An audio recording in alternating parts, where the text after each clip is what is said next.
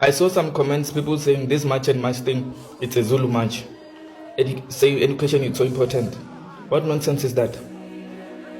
These are the same people who went to the streets when Nigerians were installing their king in Eastern Cape, when the rest of us were doing nothing at home, getting angry on TikTok. Today they are wearing Zulu attire, you are calling them names, bringing tribal issues. That's nonsense. Deuteronomy 28:43, it says, foreigners living in your country, they will gain more power when you gradually lose yours. They will eventually become your leaders. They will lend you money when you don't have anything. We always say South Africans are not angry enough. Today they are angry, they are going to the streets, they are calling them names. That's nonsense. Now I call them proud South Africans.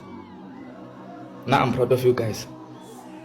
Keep the work going. Those ones are speaking nonsense. What did they do with their education that they have? Whether they are educated or not, we are fighting for our country here. What did you do with your education? If your education is so important, you did nothing. Why was a para skinny jean if you're gonna have a problem with the Zulu attire? These people are doing what most of South Africans are failing to do. Now you're calling them names. They are doing what the rest of us are failing to do. Guys, now I'm proud of you.